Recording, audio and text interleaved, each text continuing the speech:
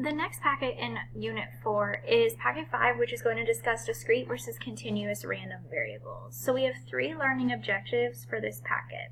The first learning objective is to use the probability distribution of a discrete random variable to calculate the probability of an event.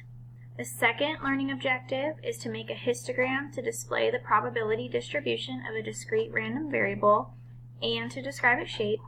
And then last, we want to calculate and interpret the mean, or the expected value, for a discrete random variable. So our first vocabulary word in this section is random variables. So far in Unit 4, we have not talked about random variables. Random variables takes the numerical values that describe the outcomes of a chance process. It represents the outcome of an event. We use capital italic letters, such as X or Y, to designate random variables. So if you see a capital italic letter, that tells you you're working with a random variable. So the first example we're going to do, it says, suppose you toss a fair coin 3 times. We need to create the sample space for this chance process. So if we toss the coin, our first option would be to get 3 heads. Or we could get 2 heads and 1 tails. Heads, tails, heads, tails, heads, heads. Or we could get just 1 heads, so we would have, or we could get no heads and get all 3 tails. So if we toss the coin 3 times, there's 1, 2, 3, 4, 5, 6, 7, 8 different options about how how your sample would come out. So the probability for each one of these outcomes is 1/8. There's 1/8 of a chance that we'd get heads 3 times. There's 1/8 of a chance we would get heads 2 times, and so forth. So define the random variable x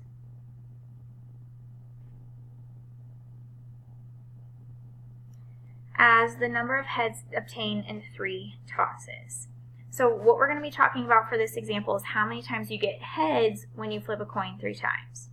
So the value of x will vary from one set of tosses to another. So we're going to get a different answer every time. But it will always be 0, 1, 2, or 3. If you flip a coin 3 times, you can get heads 0 times, you can get heads 1 time, or you could get it twice, or you can get it all 3 times. So we're going to talk about the probability of all of those options. So the question that we're examining here is how likely is x to take each one of those values? So how likely is it that we're going to get 0? How likely is it that we're going to get 1? And so forth.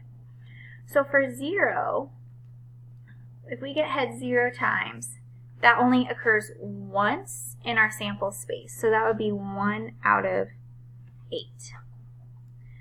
To get 1 heads, that occurs 1, 2, 3 times in our sample space. So that would be 3 out of 8. To get heads 2 times also occurs 3 times in our sample space. And to get heads all 3 times only occurs once. So our probability would be 1 out of 8. Notice that if you were to add all 4 of these probabilities up, it would be equal to 1. Remember, the probability of any distribution will be equal to 1. So a probability distribution of a random variable gives the possible values and their probabilities. And when we see probability distributions, we're going to see them in the form of a table. So, for example, we could make a probability distribution for the example of the coins, where the value of getting heads could be 0, 1, 2, or 3, and the probability of getting heads 0 times would be 1/8, which is 0.125.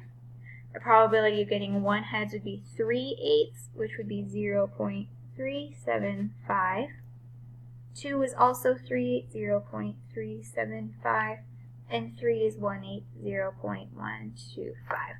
So again, this would be called a probability distribution of the example of the random variable where x is equal to the number of heads being obtained in the 3 tosses.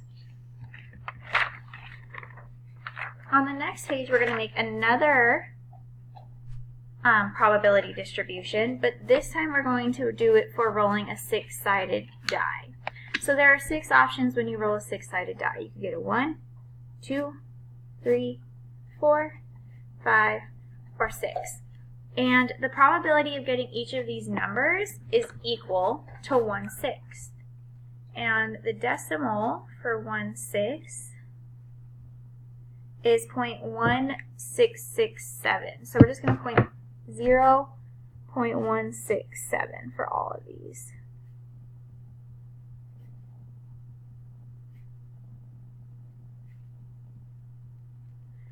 So this would be the probability distribution for rolling a 6-sided die, where the probability of getting a 1 is equal to the probability of getting a 2, which is equal to getting a probability of 3, and so forth. And the probability of rolling any of those numbers would be 0.167.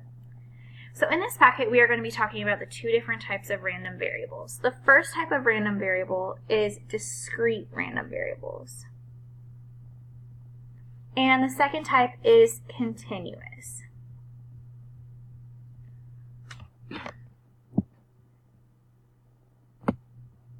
So, first thing we're going to talk about is discrete random variables. So discrete random variables take a fixed set of possible values with gaps between them. So they're countable. So discrete random variables take on the numbers of 0, 1, 2, 3, and so forth. So the first example they give you here is the number of eggs that a hen lays in a given day. That has to be a whole number. It can't be 2.3. The number of people in line at McDonald's on a given day and time has to be a whole number. You can't have partial of a person. So we're going to go through these examples. Why don't you pause the video and determine if these are discrete or not. So just circle yes or no. So the first one is number of students at Banneker High School. That is discrete. That's going to be a whole number. Number of miles Mr. Sparks can run. No, that can be a decimal. You can run 4.2 miles, so it doesn't have to be a whole number. Number of hours an AP Stat student can work. That is also not discrete because you can have a decimal for hours. And number of houses on the block, that is discrete because you have to have a whole number of houses. You can't have partial houses. So the random variable x from the coin tossing example is a discrete random variable. The values of x were 0, 1, 2, or 3. Notice that all of those are whole numbers or integers, and they are countable, and there are gaps. So you could count these numbers, and there is gaps between those numbers. Between 0 and 1 is 0.5, but we don't have 0.5 written down. Between 1 and 2 is 1.5, but we don't see that in our sample space here. With discrete random variables, we can create a probability distribution, and within the probability distribution, it's going to look exactly the same as the probability distribution we created before, where your values are going to be x with a subscript of 1, x with a subscript of 2, x with a subscript of 3, and so forth. And the probability will be p with a subscript of 1, p with a subscript of 2, and p with a subscript of 3, and so forth. So this is exactly the same as the probability distribution that we did before, but you're going to see a little bit different notation because instead of just writing probability, they're going to use an italic lowercase p with a subscript designating which value you are going to use. All right. So, for the probability distribution to be valid, the probabilities must satisfy 2 different requirements. So, the first requirement is that each probability, or each p sub I, is less than 1. So, your probabilities are going to take on a decimal, and the sum of your probabilities will be equal to 1. We've been talking about that a lot throughout our probability chapter, as when you add up probabilities, they will be equal to 1. So we can use the probability distribution of a discrete random variable to find the probability of an event. So we're going to practice that down here. So for instance, they want us to find out what's the probability that we get at least one head in 3 tosses of the coin. So essentially, we want P is greater than 1. So P would be 1, 2, or 3. In order for us to do this, events 1, 2, and 3 are mutually exclusive, so we can add their probabilities to get the answer. Remember to be mutually exclusive, the events cannot occur at the same time.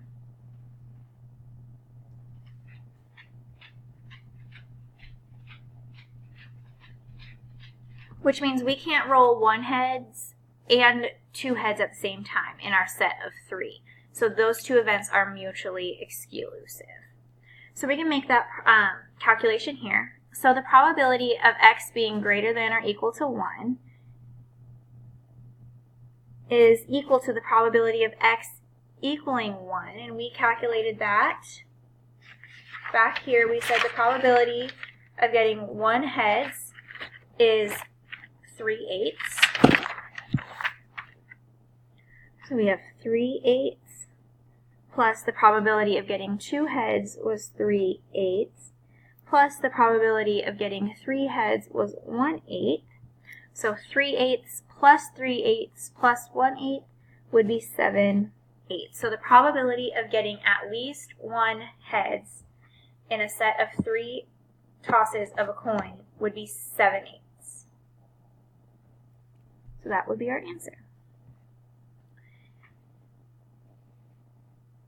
We can also create histograms given our probability distributions. And we did talk about histograms in Unit 1, so this is a great review for that final that's coming up because you will be required to create and understand histograms both in Unit 1 and Unit 4. So the example we're given here says, in 1952, Dr. Virginia Apgar suggested 5 criteria for measuring babies' health at birth: skin color, muscle tone, heart rate, breathing, and response when stimulated. She developed a 0 to 1 to 2 scale to rate a newborn baby on each of the 5 criteria.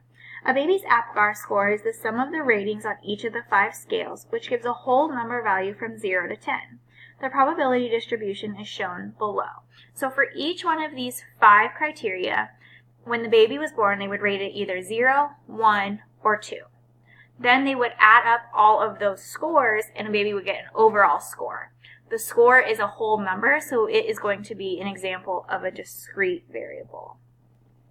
All right, so the probability of getting a 0 on the Apgar test would be 0.001. The probability of getting a 1 is 0.006. And so forth. So using this probability distribution table, we can create a histogram to display the probabilities. So we are going to do that here. So we are going to have 0, 1, 2, 3, 4, 5, 6, 7, 8, and I'm actually going to extend this to make it easier. And we'll say 9 and 10. Okay, so those are your options for the Apgar score. And then we have to label our Y. Okay, so I first messed up this histogram because I was reading these decimals wrong. So I want you to ignore these bars here. So the probability of getting a 0 is 0.01, which is very small. The probability of getting a 1 is also very, very small. Probability of getting a 2 is very, very small. Probability of getting a 3. Probability of getting a 4. All of these numbers are very, very small. Probability of getting a 5. Probability of getting a 6 is a little bit higher, but not much. Getting a 7, a little bit higher. Getting an 8, we shoot up to 0.3. Probably getting a 9 up here. And probability of getting a 10, we're back way down here. So our distribution, so ignore these. So our distribution will look something like this, where our probabilities are very, very small and then shoot up. In the next video, we'll talk about the skewness and